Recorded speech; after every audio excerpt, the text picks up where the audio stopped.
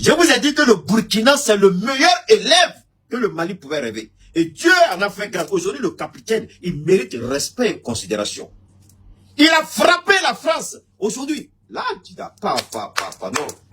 Les gars, l'Afrique, non, d'où est d'où. Ça là, si nous, on n'avait pas vécu ça dans notre époque, mais nous, on peut se vanter. Je peux taper ma poitrine en remerciant Allah parce que on est artisan de ce qui se passe aujourd'hui. Et au Burkina, et au Niger, et au Mali. Et elle a partagé ça. Vous qui êtes nouveau là, abonnez-vous.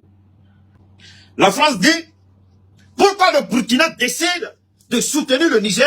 Donc, la France décide. C'est pas tout, mais écoutez très bien. Je vous en prie, peuple du Burkina Faso, écoutez votre serviteur.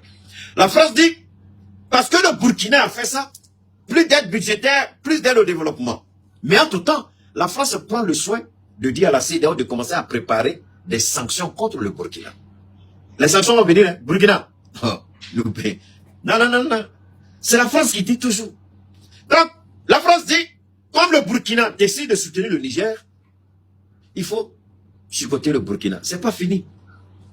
Le Burkina dit d'accord, il y a longtemps, j'ai dit que je ne veux pas ce qu'on appelle la double imposition. Je vous ai parlé de ça. La double imposition de taxes. Ça veut dire quoi? Ça veut dire que moi, je suis un homme d'affaires, j'habite en France et j'investis au Mali. Mais au lieu de domicilier mon compte d'opération au Mali, je domicilie mon compte d'opération en France et c'est en France que je déclare que je vais payer mes taxes. Donc, il y a une convention entre la France de 1965, le Burkina, le Mali, le Niger, le Sénégal, la Côte d'Ivoire et les Centrafrique, en fait, tous les pays là, non, en 1965, tous les pays qui ont eu l'indépendance. Hein? Qu'est-ce qui s'est passé? La France a signé cette convention pour dire nos entreprises qui vont investir chez vous et qui sont domiciliées chez nous en France ne vont pas payer des taxes chez vous. Mais ces entreprises-là vont payer des taxes en France. Et ils ont obligé le chef d'État à accepter. Ça fait partie des accords coloniaux. Est-ce que vous commencez à comprendre? Donc le capitaine Traoré est le seul président au monde et en Afrique depuis toujours. Même il a fait avant Assimi Goïta. Il a fait avant Assimi Goïta. Et le capitaine Traoré, il est le premier à dénoncer. Il dit c'est fini. Toutes les entreprises françaises installées au Burkina vont payer leurs taxes désormais au Burkina. Tu ne payes plus de taxes en France. Si tu opères au Burkina, tu payes au Burkina. Tu ne payes pas au Burkina, tu plies bagage et puis tu sors. Dénoncer ces accords, ces conventions de 1965 et de 1974, je crois. Il faut les dénoncer. On ne peut plus accepter que des entreprises françaises installées chez nous payent leurs taxes en France. C'est ça, on prend des miettes dedans, on dit aide au développement. C'est ça, on prend des miettes dedans, on dit aide budgétaire. On ne paye pas de taxes chez nous. On nous vole, on nous pas d'aide au développement, on nous pas d'aide budgétaire. Mais si on nous paye nos taxes comme il se doit, on n'a pas besoin de ces aides au développement, de ces aides budgétaires. Le Burkina a dénoncé donc désormais. Et ça prend effet immédiat. Toutes les entreprises françaises domiciliées en France, désormais vont payer leurs taxes au Burkina Faso. Ce n'est pas tout. Il y avait une entreprise à qui Christian Marc Roch-Kaboré il y avait une concession.